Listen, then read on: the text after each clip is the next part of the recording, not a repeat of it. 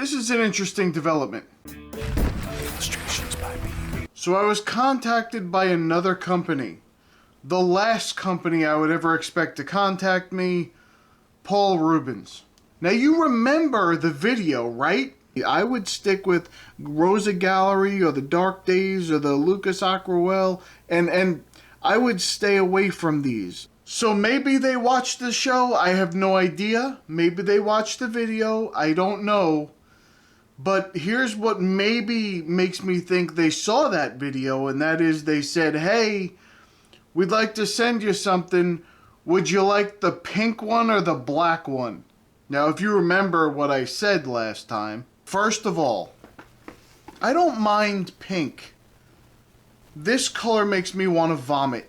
So I understand if they saw that video, they probably said, hey, look, we have some, and here's the thing, on this particular set, they have a pink and a black option for the same set. This is supposed to be their newest series. And just so there's people out there, I don't know what you're thinking, but I do know what you're thinking. Anyway, I'm going to read to you exactly what the conditions are for this video. I'm not being paid for it, and I can say that because no cash is exchanging hands. They did send me the paint, but they're not telling me what to say. I don't have to hit any certain points. Here's what they said. Okay, I'm going to read to you the requirements of this video. If they're going to send me the stuff, they said, number one, the video title has to include Paul Rubens. I was going to do that anyway. The deliverable should be a long YouTube video, preferably not less than 10 minutes. None of my videos are less than 10 minutes, that's a given. And if possible, we would like you to upload the video within 1 month of getting the paint. So those are the 3 things that I had to do to get the paints. And so I'm doing the video today when I had something else planned, but I said I would. I said, if you send me the paint, I'll do it within the month. So they sent it to me. I'm going to do it now. That way everything is in the clear. This is the package that it comes in. Their packaging is great. That's one thing I have to give them. They take great care in it. It's a hard, like this is like a cologne box. If you ever get a box of cologne or a nice pen, that's the kind of box that it's in. It has the little cloth thing on the outside, and here's the tin, and there it is. The black, there's gold, there's tan or something, but it's a black tin. Thank you so much. I didn't scratch the paint off of this one yet, but I may. This one is a good one. Now, there's only 24 in this set. Any other YouTuber I've seen with this new series, they've gotten the tube paints, but they must have seen that other one and said, no, we're sending you the tin to compare it to the other tin. And there's a 24 set in the black and a 24 set in the tin. The tin. The pink, not the tin. They're both in tins. And they're both the same sets. They have the same colors in them, whereas the other ones, you had like the pink and the blue, and there were 2 different sets of 24, or you get the 48 set only in the pink, and it contains all of them. But this is just the 24, and the thing that, well, so it's doing this. Sometimes that happens. I know that happened on one of the other ones. I think it was the Rosa Gallery where they were up like this. You got to take the pin out and do that, or you can bend it down. It'll stay down once you bend it. You can just flex it a little bit. It's not a big deal. But for some reason, they tend to get a little stiff or bent inside of there sometimes. That's right. It's definitely not bending because of the box. The box is perfect, and it's heavy duty. So I'm going to unwrap all the little chiclets. I'm going to show you.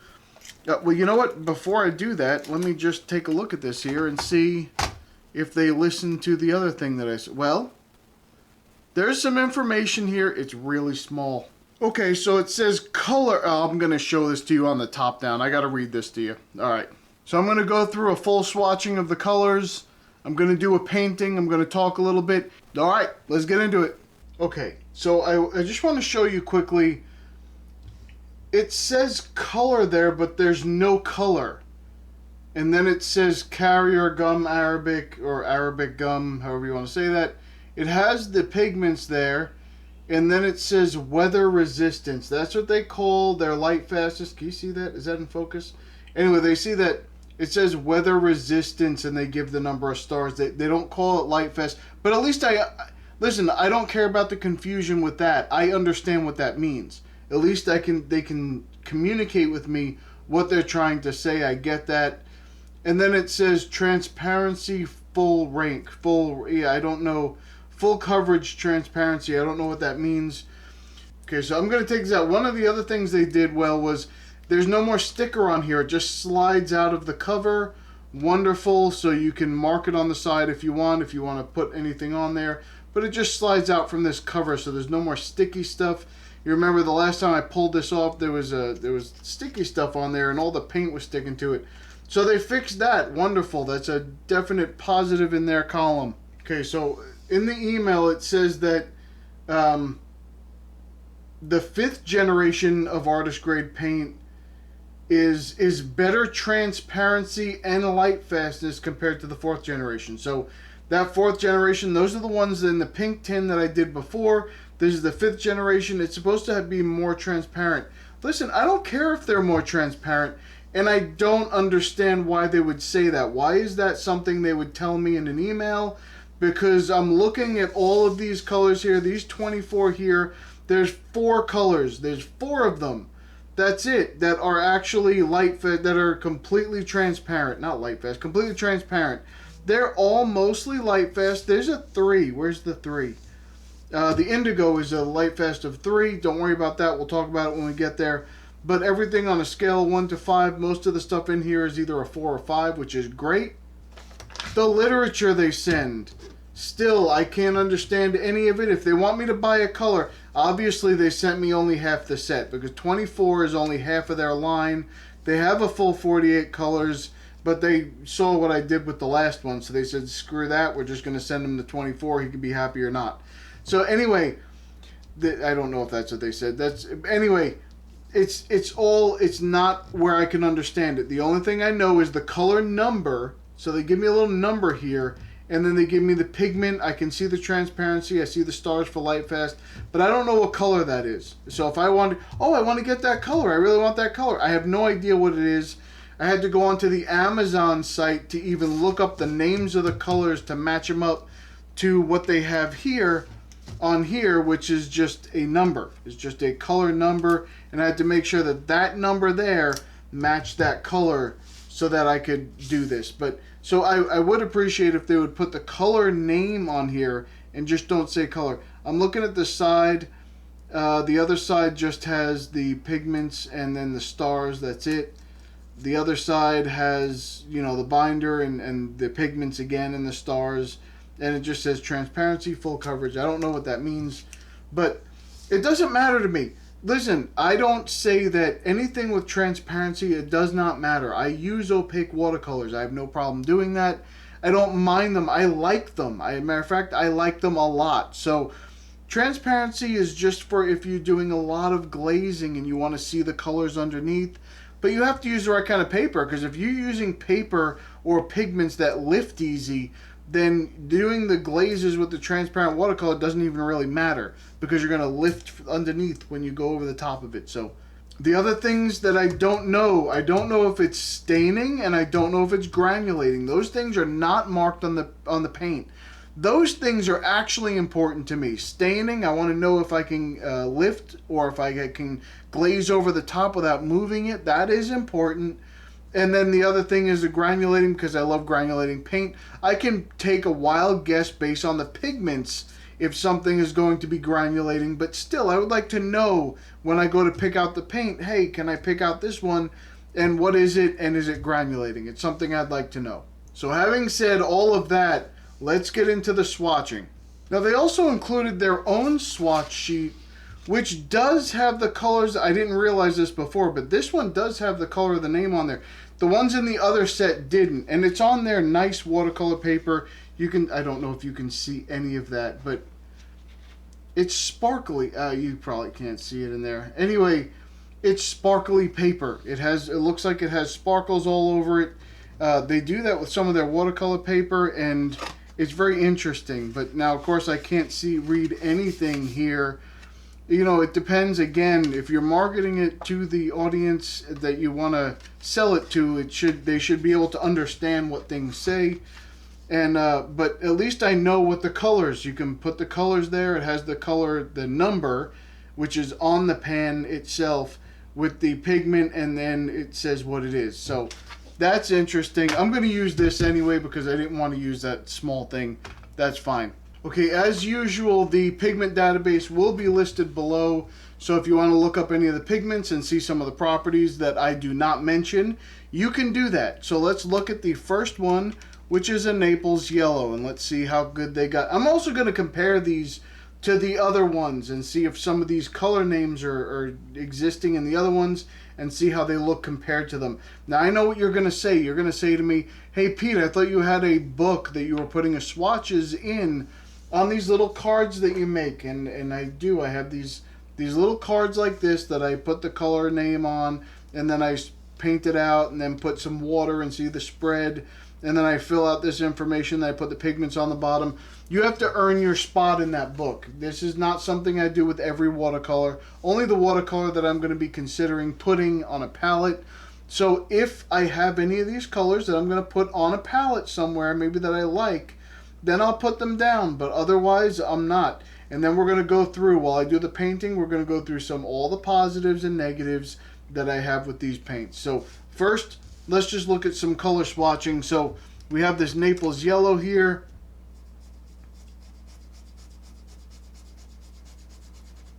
It's not bad. It's a little light for a Naples yellow. It's actually getting darker immediately. That's good. So it's probably going to get a little bit more dark. But that's actually, I would say that's almost like a, well, we'll see how that goes. I am going to do the water out here and see how it disperses. Some paints do, some paints don't. Don't worry about it.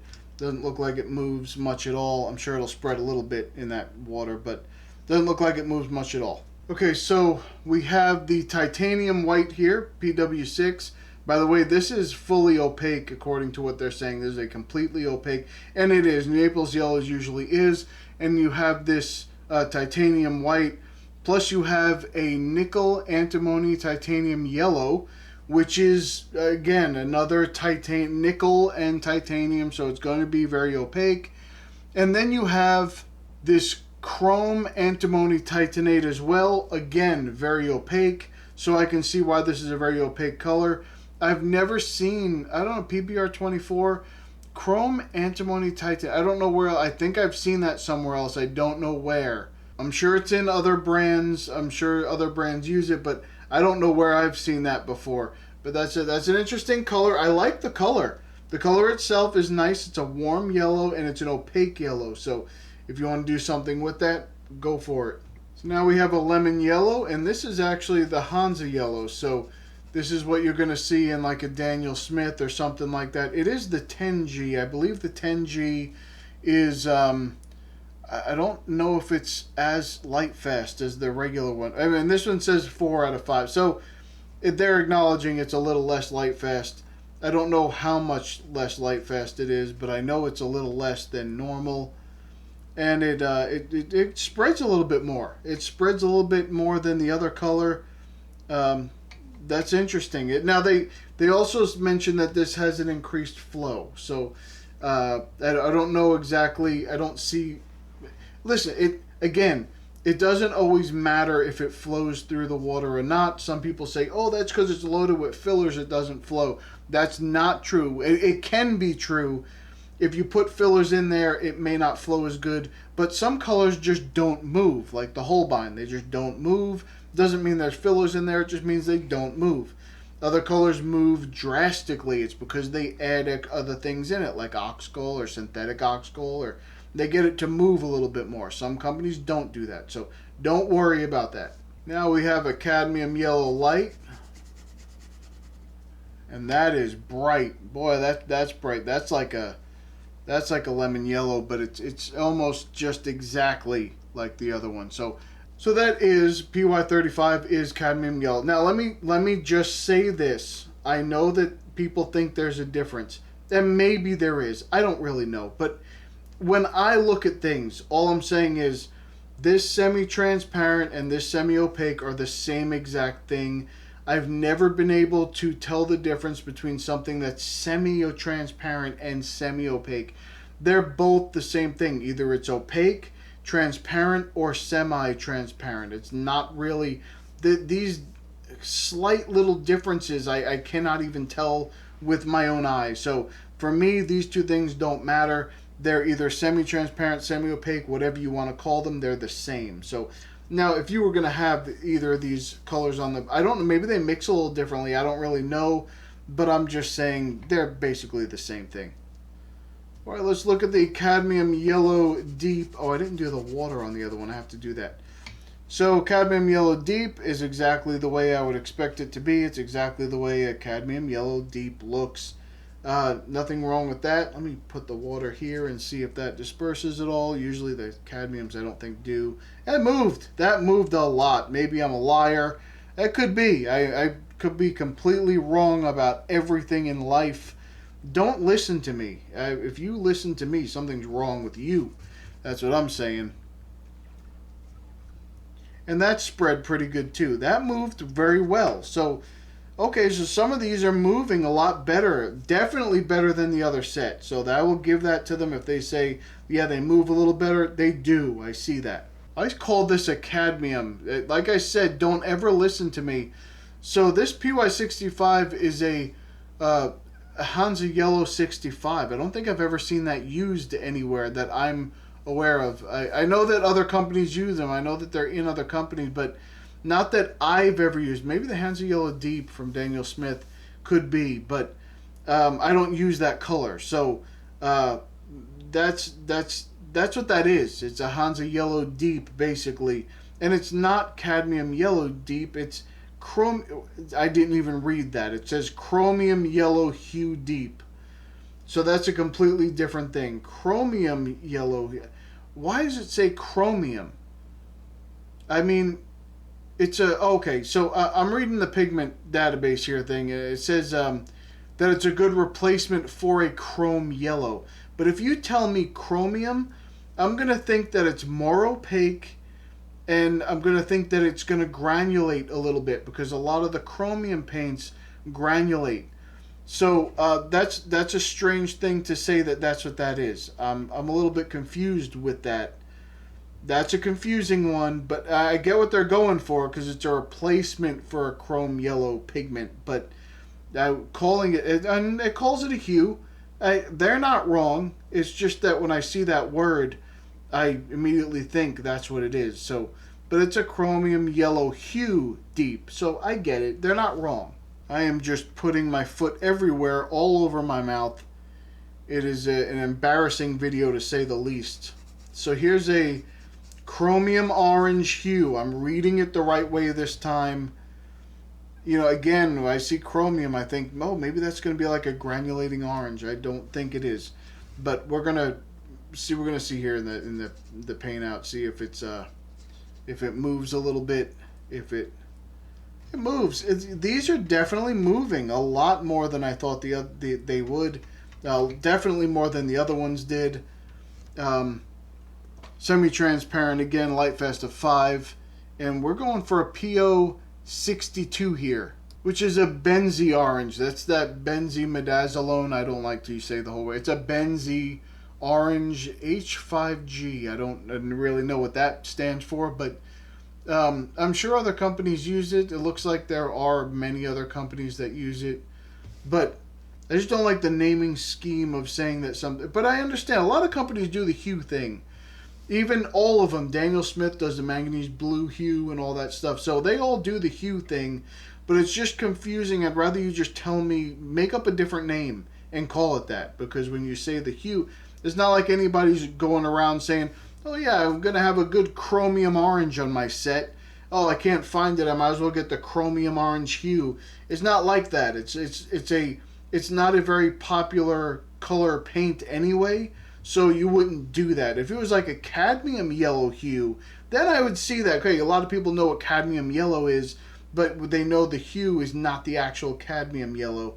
I get that. But a chromium yellow and a chromium orange hue, I don't know if I'd name things that way. But There it is, and it's an orange, and it's a very pretty color. So far, the colors we have here, the Naples yellow, I think is a very nice color. It did get a little darker, and it looks more like a Naples yellow now, and I do enjoy that color. I'm not fond of the bright yellows. That's just not me. But they're bright. They work. They're not very weak. They're very the tinting strength is very high on them. Immediately you saw them get down on the page. It's fine. These paints as well. The cadmium yellow hue deep. I'll probably use that on my palette. That would be my warm yellow right there. I'd use it.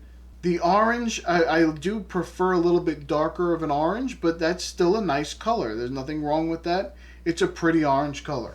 So this is a cadmium red light. It's just a warm orange is all it is. It's not a... it's a nice color. It's not for me because I don't like the red or the orangey reds. That's what it is to me. It's an orangey red. I'm not very fond of them. But in it is the cadmium red color. That's what it is. That's the pigment that they use. See how that flows a little? That's very nice. A lot more flowy. So flowy is good for me, especially doing abstract stuff. Definitely improvement over the other ones. We're going to compare them to the other ones, but definitely improvement in my eyes of the other ones. So we have these. This is going to be opaque because it is a cadmium. No, it's not a cadmium. It's a chromium, but it is a cadmium. So it says chromium red light, but it's a cadmium red. That's what it is. It's cadmium red light, I guess, because it's a little bit more towards the orange side instead of more towards like the neutral red side. But it says chromium red. I want to make sure that that's right. Hold on a second. Okay, we have a conflict here. So on Amazon, which is where I wrote down these color names, this color says chromium red light, PR108. On the swatch sheet, it says cadmium red light. So it's not me. This, I don't know exactly what happened here, but I'm looking at the right one. It's number 349. That's the number. So I matched it up on the Amazon site, and then on the swatch card, they both say C349. But one says this one says cadmium, and the one on Amazon says chromium, so that's why I wrote it. Maybe they got a little confused because they were doing the chromiums here. I was calling them cadmium, and then they got a little confused when they did it. One or the other is wrong. Either the card's wrong or the Amazon site is wrong. But one of them they have to fix. But that's the number. That's the paint. It's the right one. So cadmium or chromium, you look at them and say it's a little opaque, but the chromium I always think is going to be granulating, so I would change this and say cadmium red light and leave it at that. That's what I would do if I was them. Okay, now we have a perylene maroon. I love this color, if it's the color I think it is. Perylene maroon, one of my favorite colors. I love perylene colors. So it's semi-opaque, light fast of 5, and that is the perylene maroon pigment right there. That's what they called it. I love perylene colors. Perylene colors are some of my favorite, and so I'm very happy about that. It doesn't move as much. I had some of the brush was a little wet there, a little dirty there with the color, but doesn't move much. But I absolutely love that color. I'm so glad that they included it in a set. Not a lot of companies include that perylene maroon in any kind of sets, but they did, and I'm very happy they did. It's a beautiful color. I like it. That would end up on my palette if I was using this, and I continue to use it. That's a color I'm going to use all the time. Okay, quinacridone rose, and it is the quinacridone rose. It is, but it's more like a quinacridone red. If I was going to look at this from, say, it's a quinacridone red from Daniel Smith. You see how red that got? And then it does. It always gets lighter down here. It gets more pink. That's fine. There's nothing wrong with that. That's the color. It's the quinacridone violet is the name of the pigment. Transparent, light fast of 5, which is standard. Very light fast color. Very good color. I enjoy it. And let's see here. I'm gonna. Oh, that's a dirty brush. So if it doesn't spread, that's or if it does spread, I won't really know the difference. But it moved a little bit. Now the quinacridone maroon, there's another color that you do not see used. It is also a quinacridone violet, but for me, it looks more magenta than anything. I would call that like a magenta color, and that's probably what I would call that, a quinacridone magenta. That's what I would call it. But it's a quinacridone violet PV42, transparent, light fast of 4.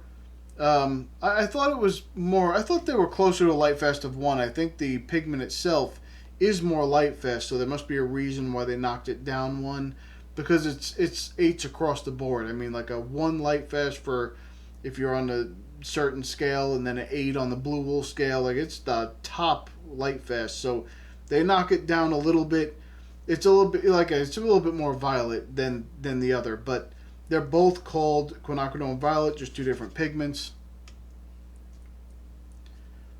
and it spreads a little bit. Not 100% my color. I would probably use this one over this one, but that's okay. This is the standard PV19. They use it in almost every set that you've ever seen. Every paint brand uses that. And then the PV42 is a little bit more, used a little less frequent. I haven't seen it really in many others.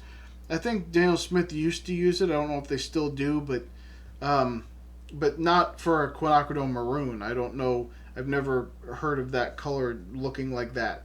Here's dioxazine purple. Again, it gets just about as black can be. And then it paints out to a brilliant purple. It's just a wonderful color. It's not usually one that I use, not something that I'm very familiar with using at all, because I just don't use it all the time. But if you like purples, if you're a floral painter, I'm sure you have this on your palette. And that even moves a little bit. So, yeah, it's a nice color. Beautiful color, beautiful purple, and gets so dark. It's wonderful that way, and it's named after the pigment. So it's dioxazine violet. It's actually a dioxazine violet pigment. So it's the semi-transparent and light fast of 4. It might be semi-transparent because it gets so dark that you just can't see anything under it. I don't know how they do that and how they figure that out. But anyway, it's a pretty color. I'm mad that this color has a lower light fastness. Because I do love this indigo color. I think it's a very pretty color, and I would definitely use it. It's definitely something that I would use all the time. I wouldn't use it on anything that I'm going to sell, because it's a lower light fastness. Anything 3 and under I probably wouldn't use. The 3 would be borderline. Would I use it? I'm not really sure, but I probably wouldn't. And I know a lot of people yell about the light fastness. Listen, if I'm going to sell something, I want to make sure it's going to sit on the wall out of direct sunlight for as long as possible and not fade on the person who spent their hard-earned money to have that painting up there. So if you're putting it in a sketchbook, doesn't matter, of course. But if you're going to sell it or give it to someone as a gift, you want to make sure it stays there pretty good. I do like how dark this gets. It's a very pretty color. Reminds me of the core indigo a little bit. So we're going to compare those two as well later on. Now this actually contains PB66, which is actually the indigo pigment, which is very expensive. And that's really the light fastness, why it's so low, is because the real indigo is not very light fast. But I'm glad that they actually used it. You don't see that a lot. The PB15 one is the phthalo blue red shade. So they're trying to tune it a little bit more to make it reddish a little bit, and you can see that in here. But definitely that PB66, you don't see it used a lot. It is expensive, and it's interesting. I'm surprised they put that in there. It's a weird pigment because in oil paints it has a very high light fastness, but in watercolor it doesn't. It has a very low light fastness. So I'm not sure. They probably added that phthalo blue in there to make it a little bit more light fast too, because that phthalo is very light fast, so maybe it just adds to that a little bit. They could be doing that, I'm not sure. See if it moves a little bit, and it does. It moves a little bit. It swirls in the water there pretty good. Okay, they fixed it. It's no longer France blue or whatever they called it in the other. I think they called it France blue. It's French blue, and I get that. That's going to be your ultramarine. Everybody loves their ultramarine. I'm the only one who doesn't. No, some of you have also said you don't like ultramarine. I just don't like the color. I don't like how red it is. It's a very red blue. I'd give me a very true blue or a purple. But not a red blue. I'm just not a fan. It doesn't do anything for me. My sky color is not that way. It has a good light fastness.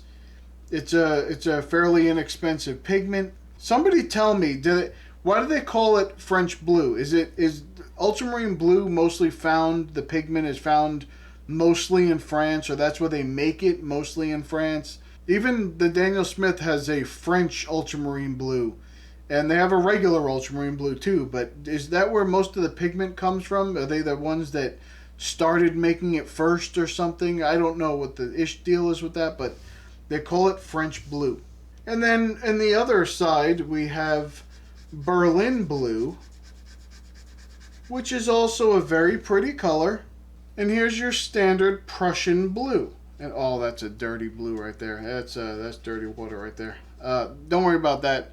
I'm still gonna see if it can work. Let's see. It doesn't seem to spread that much, but that's okay. Don't worry about that. So the Prussian blue, very pretty color. I like this Prussian blue. It's dark, it's deep. It is a little bit more red, but I like the way that they've tuned this color a little bit. It's a little bit different than some of the other Prussian blue that I've looked at recently, and I think it's a nice color. And it's going to be semi-opaque, and it is very dark, and light fast of 5. And now we got the phthalo blue. It's a beautiful shade. It's a true blue. When I think of a true blue color, this is what I think of. The phthalo blue. I think it's a true blue color. For me, when I put some water down on the page, I want to sweep this across it, and that's my sky. See how dark it gets, and then it gets very light? That's the sky right there. It gets lighter towards the horizon, deeper blue in the sky. That's it right there. That's the one that I like to use. Some people don't like to use that, but I like phthalo blue. That's what I think of when I think of blue. And of course, this is the green shade. So the 15.3 is the green shade. The 15.1 up here, that's the red shade here. This is the green shade. And they say green shade, but all it means is it's not leaning red. When it leans red, people are looking at blues that lean red all the time, especially because of that old French ultramarine blue, right? So, but when when they say green shade, what they mean is it's leaning more towards a neutral blue. I am very excited to see this next color. I don't know what it's going to be, but a translucent turquoise. Now, okay, so it's like a phthalo turquoise in my opinion. I didn't look up the pigment yet. Hold on.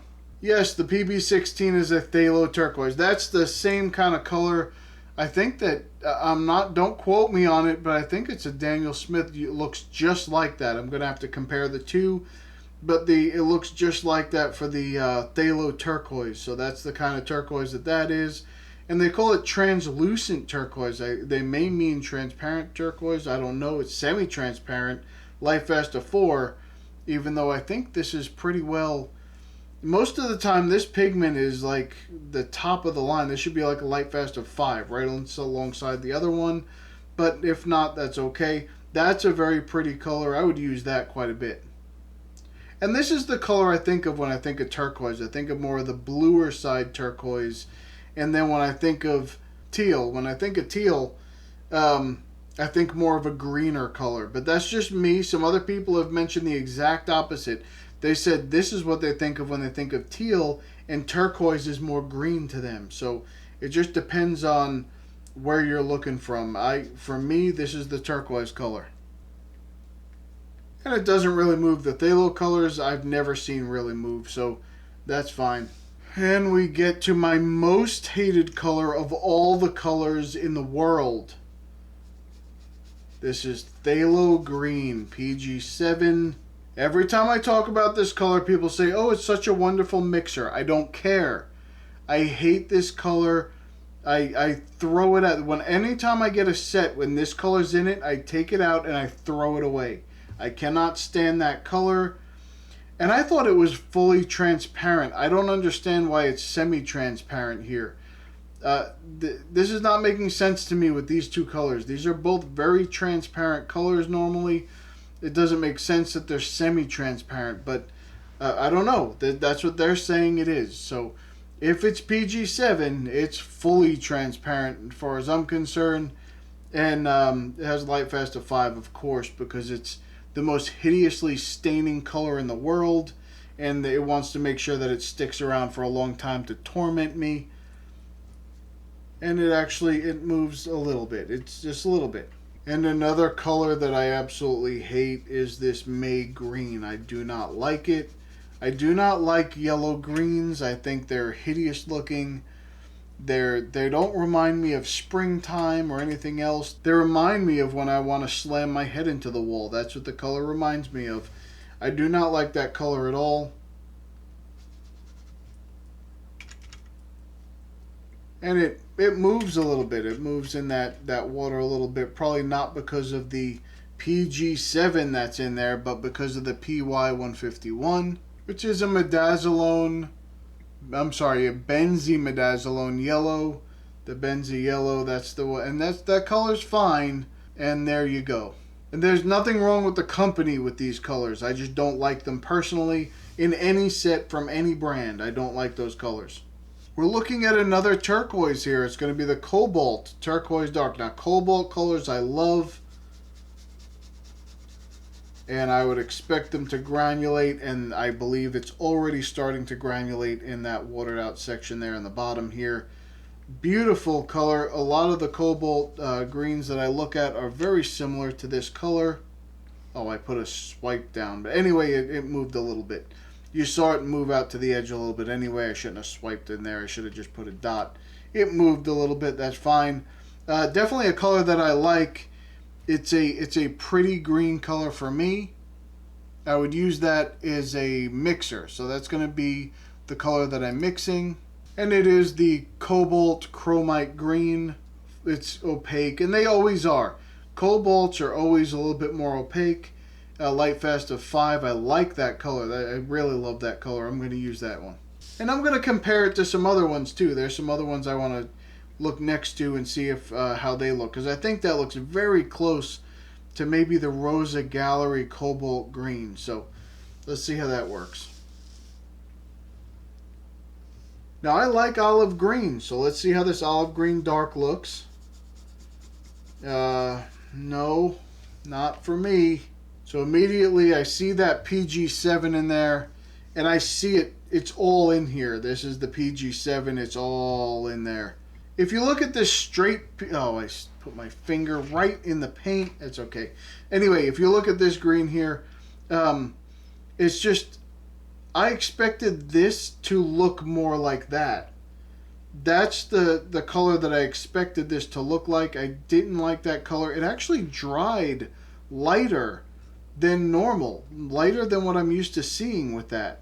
And now that has turned into the color that I'm thinking of when I think of that color. A little bit darker. It is a little bit darker. And that's because of the PO62 in there. That's the benzimidazoline orange. And it's semi-opaque with a light fast of 5. And it's probably semi-opaque. It must be because of that midazoline orange. Because I'm just very confused with the light fast. Not the light fastness. I'm confused with the transparency of these two colors. This says semi-transparent. This says semi-opaque. I don't know. It's different. It's not entirely what I think of when I think of an olive green. Even though the olive green from Core has that PG7 in it. But it's just different. It looks much different. And then this one here looks a lot different than what I would assume that phthalo green looks like. So they're a little different. So this PY42 is the yellow iron oxide. It's going to be your yellow ochre. So that's what most people say. Oh yeah, it's an ochre. It's some kind of an ochre. Either it could be like a gold ochre, or it could be like a light ochre or something like that. It's not fully your yellow ochre, but it's basically what it is. They call it a yellow earth. I'm fine with that color being called that. And one of the things I like to see is if you're going to call out a color and it's not exactly the type of color it is, then call it something different. So that earth yellow being that PY42 is fine. There's nothing wrong with that. Semi-opaque, as all ochres are. And so I enjoy that. I think that's the right way to word that. And that's a good color. All right, let me get the water over here because I didn't do that yet.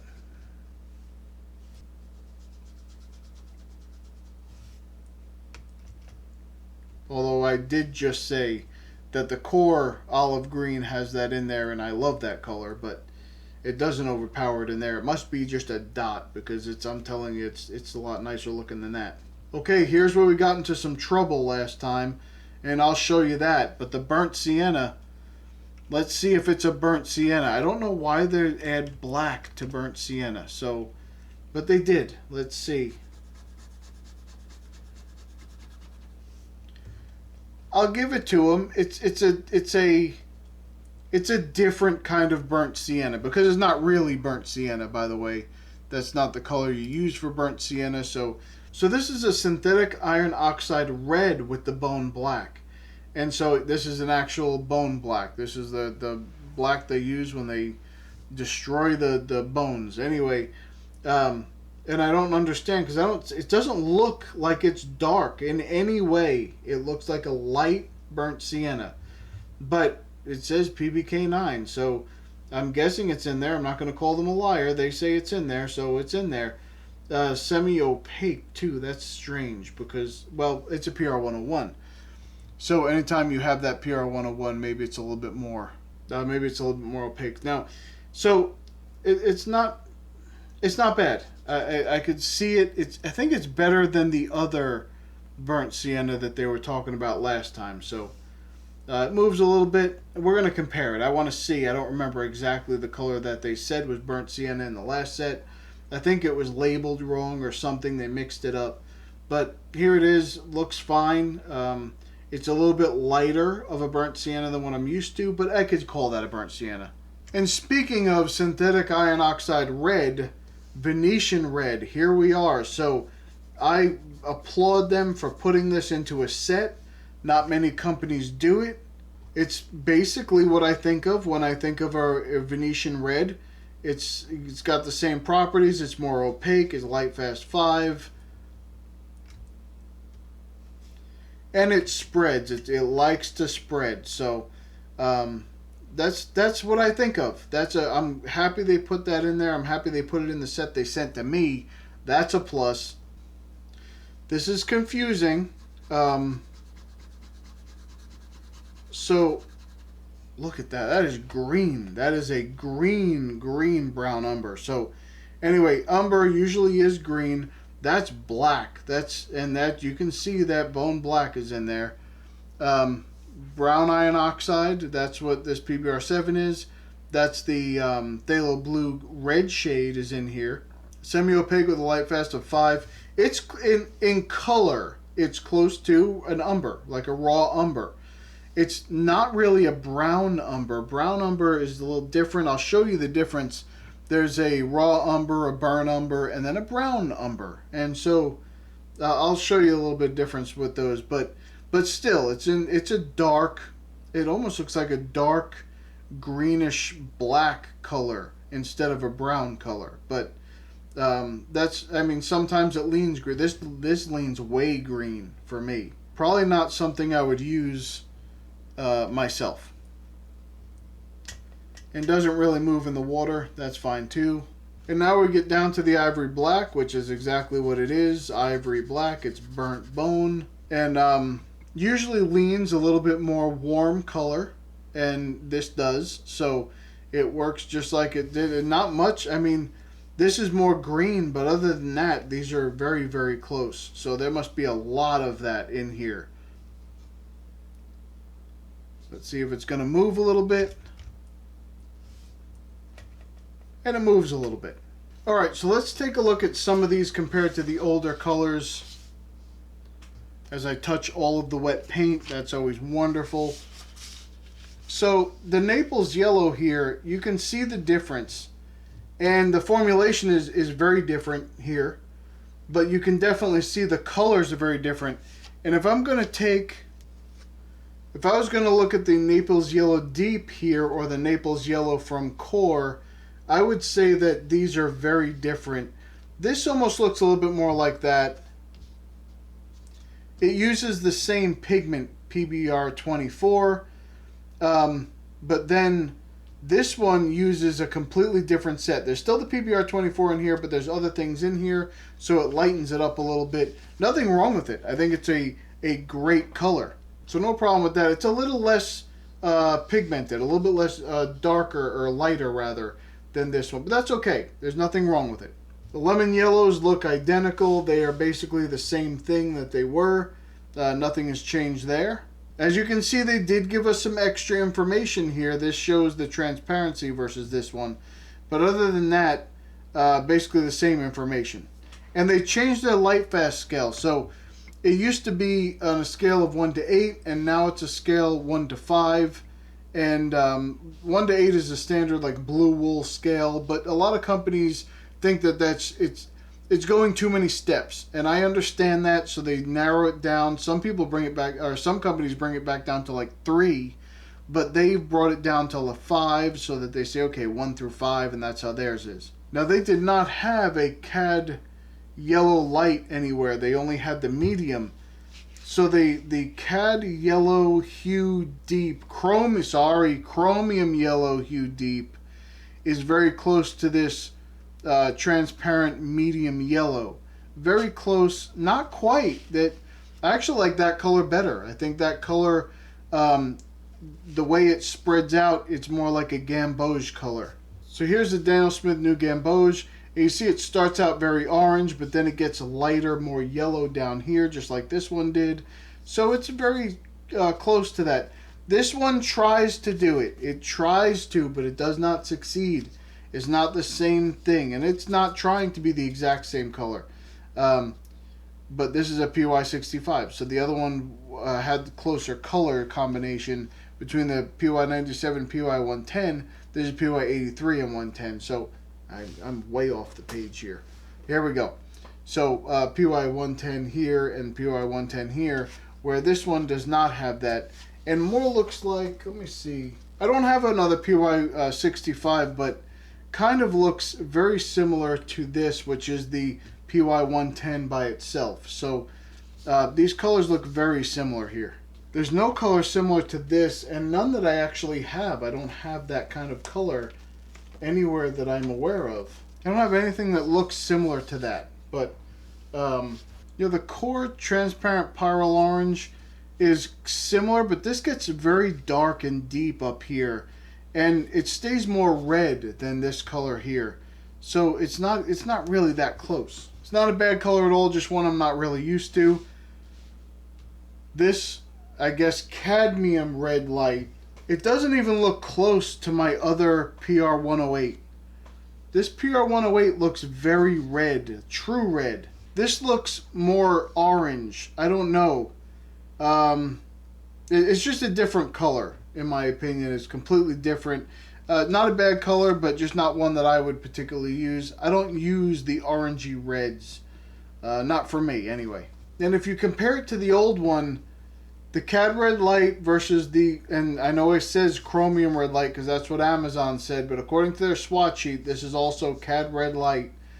It's the PR108. This looks much more red than that one. That one looks more orange. So definitely change in formula somewhere. Here's a regular cadmium red that's a PR108, and that even looks very different. There's nothing really there that looks the same. That color is just completely reformulated to be something else. There is nothing like this Perylene Maroon here. Okay, now there's nothing in the old set that looks like this color. This Perylene Maroon here, PR179. This is a PR264, and it gets close. These two are very close with each other. You can see that. I do like this color a little bit more because it gets a little bit lighter in the watered out area, in the pinker area there, and it also gets a little bit darker in the deeper area here. So I love this color. I use it quite a bit. It may actually take a spot on my current palette soon.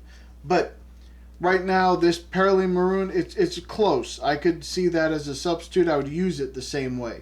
Okay, I'm going to line all three of these up here. So These are all PR179s, and you can see how this Perylene Maroon and this Perylene Crimson are very similar in tone. This one is very different. It doesn't even match up to any of the other ones. Much more red, much more of a there's a lot of true red in here, but just a little bit darker. These are more like have a darker, like a browner tone to them in the color. So I'm not really sure where those two are the same. The PR179 is supposed to be the same pigment, processed completely different to get different results. Still, I like this color, and using this set specifically, this color will be used a lot. Okay, so I'm going to line these colors up here. This Quin Rose here is a lot darker. It's almost like the Quin Red, like I was saying. You can see when I put it next to it how dark the red gets, and then it lightens up a little bit. It doesn't even lighten up all the way. That lightens up like an anthracanoid red. So here's the anthracanoid red from Daniel Smith. That's how this lightens up. It looks more like that. But this, maybe in the intermediate spot here, it looks a little bit more like the Quin Red, and then the darker red area up here, you can go either way. I think you can go either way between these because they look so similar in the darkest shade here. So, but I guess this here looks like this color, not like a PV19, which gets very, very pink down here. This did not get very pink down here, not like normal. Then you have the PV42. I don't have one, but if you look up here with this rose red here, that looks more. Let me see if I can get them on the screen at the same time. It's very hard because I'm zoomed in so far. But anyway, this here looks more like this color here. These two here. Even though one's a PV42, one's a PV19, which looks nothing like this color here. I would say that's where they are. And it looks more magenta. See, under here, this color here looks more like that. It's a different makeup completely. Nothing wrong with it. It's not a bad color. I'm just saying the colors are very different now. Okay, the PV23, the Dioxazine Purple, looks the same across every brand. Always looks the same. I've never seen it look any different than that. So that's working just the way it is. Now this is interesting. This indigo here, they used to use a black with the PV19 and then the Phthalo. But now they've gone to using actual indigo and then the Phthalo red shade. So they've switched that up. I'm not sure why they did that. It brings down, this was a light fast of 7. It brought it way down. I mean, this is not in comparison 7 to 3. Keep in mind, this is on a scale of 5. This is on a scale of 8. So, but this is still brought down halfway. So this would be like a number 4, roughly. From 8 to 4, like halfway around, or 4 or 5, if it was still the same type of branding here, the same type of scale. So this would be like a 4 or 5. But a 3 out of 5 is not very good. I do like the color a lot, but it would knock it off because I would use it in a sketchbook, of course. I like the color. It's a beautiful color. But it would definitely knock it off if I was going to make something and try and sell it or give it away or something. And it does get very close to the indigo from Daniel Smith. Let's just compare a couple of dark blues here. And so the indigo from Core is my favorite of the indigos. The regular indigo here is a lot more red compared to this. I just like this color a lot more because I like the more greener blues. The Mine Dark Blue, it gets very close to this color here. So it's very close to that, and I do really like that Mayan blue color. So all in all, it's not a bad color. I don't like that they made it less light fast, but I do like that they used the original indigo color. So, and you can't have it both ways. Either you use the original indigo and make it less light fast, or you have to use something else and make it more light fast. So that's just how it is. The French Ultramarine Blue, they have not changed, and no one would ever change that because you use the ultramarine pigment, and that's just the color it is. Only this time, they did upgrade it. This says France Ultramarine. This is just French Blue. I much prefer the naming scheme of that because I understand it a little better. And then it definitely, you can see in all of these. So this didn't really move, and this moved a lot. So definitely better flow. If you look at the colors that are in here and how they didn't really move. This one moved because I went into it. This moved a little bit. They moved a little bit. But a lot of them did not move at all, compared to these where you see a lot of them moving.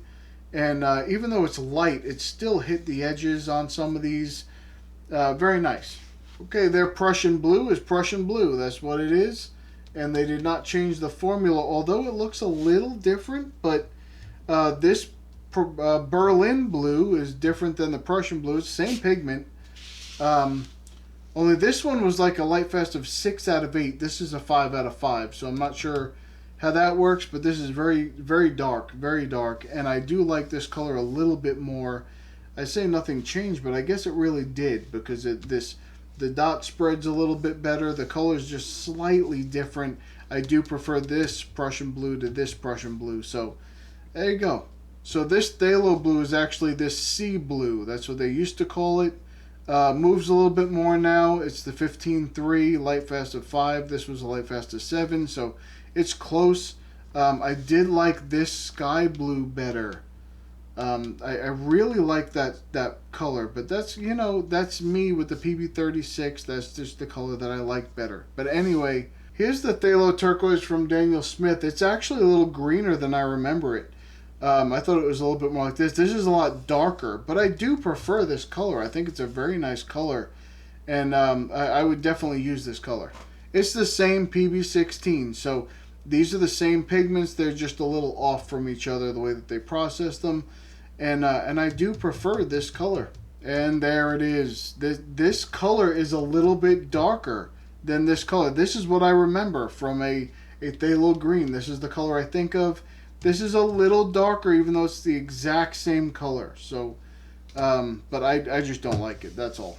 And I can't really tell if this May green is more of this yellow green or if it's more of the permanent green. I think it's a... Well, none of them are the same pigment, so it doesn't really matter. I didn't like any of these either. So, okay, now I know that these are not the same colors, but they are both PG26. The dark green here is a little bit more green than it is here, I guess because of the processing. This is much lighter and much more granulating than this is. You can see the granulation in here, but it's not as granulating as this here. So it spreads about the same, and this is what I was thinking of, but this is the core version of the cobalt green. I believe I said the Rosa Gallery, and I was way off. It's not. It's the core cobalt green. That's the color I was thinking of. It's close, but not quite. Okay, there's the olive green color that I love from Core.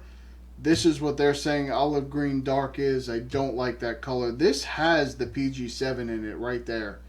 It's just different. It's not the same thing at all. So this is a completely reformulated green compared to the old set. I don't see any green that matches it in this set here. So this is just completely reformulated. I wish they didn't, because I hate that PG7. Okay, their old yellow ochre is the same color here. It's that PY42, and it looks like a PY42. That's what it looks like. It's a little bit, just a touch lighter than this color, but it's virtually the same color. You can use them the same way. Okay, here's where I was saying they messed this up on the last video. This they call burned sienna. This is burnt sienna, so they fixed the name. But this is a PB7, this is a PR101, and a PBK9. How many times can I say that again? And there's nothing really that uses that pigment. I can't find any of the other browns that use those pigments together like that. This is the PR101. I'm going to keep saying that, aren't I? The PR101, but this has a PBR7 in it instead of a PBK9. So they're close. They might be the closest in shade compared to anything, but this is called umber, and I knew that was not umber. Definitely not. So the burnt sienna, maybe they just had I think they had it reversed. They had it wrong. But they have it fixed now. That is close to a burnt sienna. That's what it looks like. And I'm a little upset they got rid of the Pozzuoli red ochre, but the Venetian red is a beautiful color, and I like to use it, and I'd use it more than that one anyway, so it's great that it's in there. Okay, so this brown umber that they're saying here is darker than this and this. So I'm not sure exactly where it fits. Looks closer to their ivory black over here. This ivory black looks closer to the coal black. So they might have changed these up a little bit. This looks like this, and this looks like this. But they used to call it an ivory black and a coal black. Now they say a brown umber and an ivory black. So this is what I'm used to seeing for an ivory black. How brown that is in here. This is very cool. This looks like a coal black. Maybe that's not the right pigment. I don't know. Maybe they have it wrong. Maybe they have it right. I'm not saying that they are wrong. But it's definitely a little different. Okay, let me go through these quickly and just say which ones I would use, which ones I wouldn't. At least this color palette here is a lot better than the other one. I would use more colors on here, I think. I would use the Naples yellow. I would use the cadmium yellow hue deep, or the chromium yellow hue deep. I keep saying it. I might use the chromium orange hue if it was the only orange on my palette. I might use that. These reds here, these two here, I would definitely use both of them. Beautiful colors. I love this color. I don't know how they got it to look like that when the other ones look so different, but I do love this color. I'd probably use the indigo in a sketchbook. I wouldn't use it anywhere else. I would use the Berlin blue, the phthalo blue, the translucent turquoise, the cobalt turquoise dark. We throw these in the garbage along with that one. I would use the earth yellow, the burnt sienna, the Venetian red. I would probably use the brown umber and the ivory black together. So I would use more of these colors than I would out of that whole 48 set that was on the other page. So I like that they tuned the colors a little bit more to what I would like, regardless of, it has nothing to do with the quality, has nothing to do with anything like that, just the colors that I would like to use. So I'll probably grab this set, and here's what I will say. Despite all the flaws that I've been pointing out the whole time, if you ever noticed the other video, I said that I would not recommend them to someone who's just starting out with watercolor, and I would probably recommend one of the other sets. I would put this now in that category where I would recommend it as a beginner set. If someone said, hey, I've only got X number of dollars, I'd like to put them in a set. But I will say this. So here's what I will say. I don't have a problem telling someone, hey, if you're going to spend a couple of bucks and you want to get a basic set and you're working on your first set of professional watercolor and you want to get something, if someone says, yeah, I really want these, is that okay? Do you think I should get them? I don't have a problem saying, yeah, they're okay to get this time. I didn't say that to the other ones. I don't mind saying that. But these are, even with the 10% off coupon that's on Amazon right now, these are $45. And for $45, you're going to get 24 colors here of half pans. And I've always said, for the Rosa Gallery, the one thing that I really love that they do is that they give you full pans. And so you have 21 full pans with the Rosa Gallery. Now, I did take off the thing here because it did the same thing as this one, and I just wasn't having it. I just took it off. But anyway, this is I would recommend this set over this set only for the reason that I like the full pans better. I think they last a lot longer. So you have to weigh out if the couple of colors of half pans more are worth $5. Well, no, these are $41, so $4 more. So right now I'm looking at them saying $41 and $45. And which ones would I get? I'd probably get the full pans because I like full pans. I'm familiar with these paints. I'm familiar with the colors that are used here. I have no problem using them. They're both great color schemes. They both work very good. I would recommend either one of them to beginners. And then I've got those Black Days sets. I can't put that on camera. Everybody yells at me. So anyway, Those are the three basic sets I would say if you're just starting out and you wanted to try something. They're all good. They're all worth getting.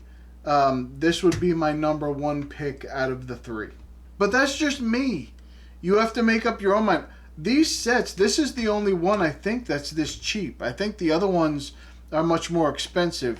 There's a shot of the colors, and really, I may swap some of them out. I may put some of these in here because I'm not crazy about these reds. The carmine I like, but the other reds I'm not really a fan of. These two here can come out. This purplish magenta color can come out. I'm not a big violet fan. I probably keep it in there though. Don't like ultramarine. Hate that emerald green. I will throw that away. And the other colors are fine too. So there's not every color that I like in all the sets. That's how it is. I might take some of these reds and stick them over here and make a full set that way because I like some of those reds better. Especially that Perylene Maroon. That color was beautiful. I definitely want to stick it over here. I just don't like... I don't like two things about it. I don't like the half pans, and I don't like that I can't replace the single paints. I want to be able to buy the single pans if I want to get them and replace them, put them over here. I know that if I run out of a color in Rosa that I like, I can go online and I can pick up a single tube or a single pan and just put it back in here. I know I can do that, so I'm happy about that. This one I can't. And that's something that bugs me with the more cost-effective paints. A lot of them you cannot do that with. You cannot buy open stock. That bugs me. I just like the fuller pans and that I can buy the single paints by myself somewhere else. I don't have to get a whole nother set when I run out of a color that I like, because I will run out of one of these colors and then I won't want to use the set because I don't have a refill. So if the company is listening, which I think they will, I'm going to send them the video.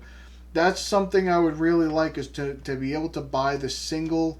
And I know single pans are sometimes a hassle for companies because how much money they're going to charge you for that pan, and then they have to ship it to you. It's going to cost 10 times what it is to buy the pan. So I get it.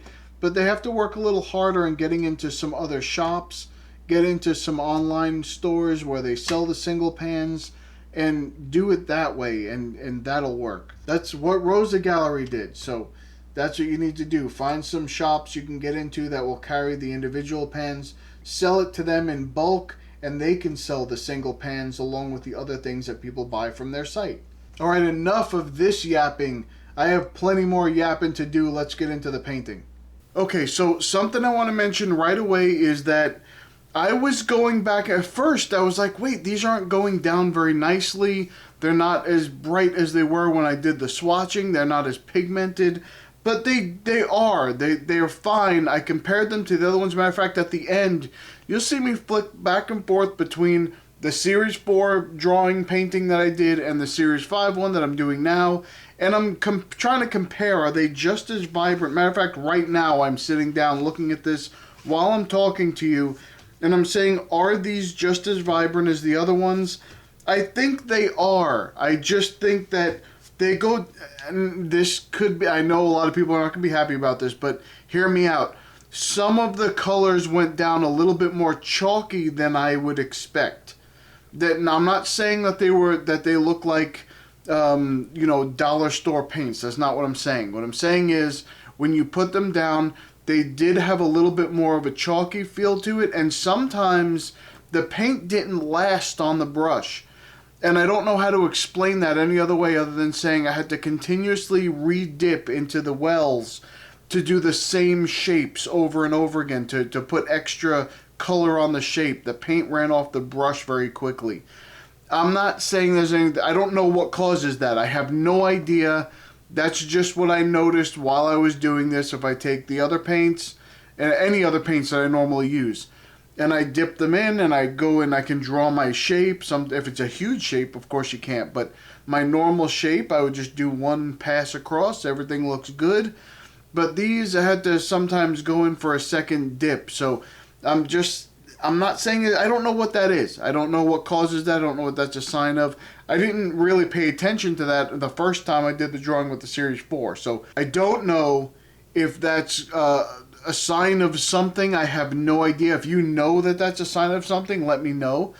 The slight bit of chalkiness that I felt, it was only with certain ones. It's only certain colors that felt like that or looked like that to me. And it was as it was drying, it would get a little bit... It reminded me of kind of like the Lucas Aquarelle. And the Lucas Aquarelle, those are professional watercolor paints. So it reminds me something similar to how some of those are. Not all of them, but some of them. And I went through all the colors that I could here. I did... colors that I would never use, colors that I can't stand. I still put them in this one just to see how they would perform. And overall, I have no problem using the set. As a matter of fact, I had no problem using the other set for this kind of stuff in a sketchbook. What I'm probably going to do is take some from the last series and some from this series and just combine them and make a 24 set in this tin that of colors that I actually like and will use between the two sets. I think that's fine. I don't think there was a drastic difference in performance between the last set and this set. I didn't feel that way. I pointed out all the other things that I thought maybe were better in this set versus the last set. The color names, the colors look more like burnt sienna, looks like a burnt sienna in this one, not the other one. So those kinds of things I pointed out. But between the two, they're kind of it's a wash with me. That's a pun intended. No, it's a wash with me. It doesn't matter to me if I was using the Series 4 or Series 5. I don't think that they're on the level. Again, don't hate me for it. But if you love this brand, I'm not saying you wasted your money getting them. What I'm saying is, do I think that there are other paints I would get? I would still probably, after doing the painting, I know I didn't say it before, after doing the painting, I'd still probably go with the Rosa Gallery as far as if you wanted a beginner set that was costing around the same price as this one, that monopigmented set costs about the same price as this one, I'd probably go with that one. I think it, not because the monopigment thing, not because it's a single pigment paint, that's not why. I don't understand that whole mentality of, oh, you should only use single pigments because then you'll know how they'll be in a mix. No, just figure out how your paints work in a mix. And it doesn't matter if it's single pigment or not. Just figure out how it does it and then use them that way. I can't stand when people go into that rant. That drives me insane. Also, you're also told not to use a pan paint directly from the pan onto the page. You're told to mix stuff anyway. The same people that tell you to get monopigmented paint are the same people that tell you that you should mix your colors before you put them on the page. Well, if they're already mixed in the pan, then I don't have to. How about that? But just don't worry about that. That's a different rant for a different day. I think I've ranted about that before. That drives me nuts. I hate when people put that kind of rules on artwork. There's no rules on artwork. If you want to put something on there to give yourself a challenge, I get it. But there's no actual rules for artwork. You do whatever you want. So I enjoyed using these. And believe it or not, the dioxazine purple, you'll see the section of that I do. That was one of my favorite sections of the whole piece, and I never used that color. But I really enjoyed that, and that's basically how I would use like a Perylene Violet. I used this color that way, and it worked out beautifully. I actually enjoyed that color purple pretty good. And I enjoyed most of the colors. The thing is, they were a little streaky as well. I have to mention that. I don't understand. Some of them were very streaky. Like some of them I couldn't get a solid color on the page. They wouldn't do like a solid wash very well, which is fine for me. I know it may not be fine for everyone. It's fine for me because I like to look at those streaks and find that's where I'm going to put some of my lines for my ink work and that kind of stuff.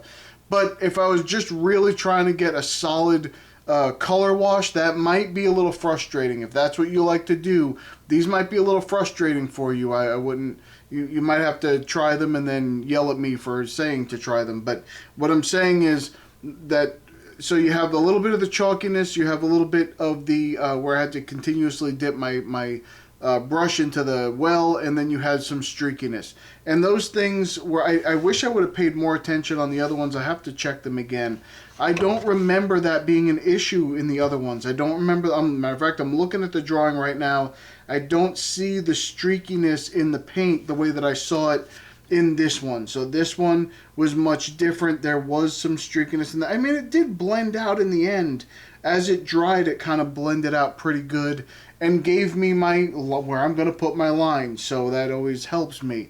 But if that's something that you don't like doing, you just do the watercolor thing without the lines, and you're saying, I want a solid wash, it may be a challenge for you. So keep that in mind if you try these. Okay, so that's my honest opinion on these paints, and I know some people think that you have to do all this shilling for companies for them to give you stuff. I don't know if they'll ever send me anything ever again. Maybe they won't. Maybe they won't like the video and they'll say, you know what, screw you. We don't like how you did the video and we're not going to ever send you anything again. But I'm going to provide, in the next video, I'm going to give you some insights into what it's like to be a YouTuber and to be an artist and how you deal with these kinds of things.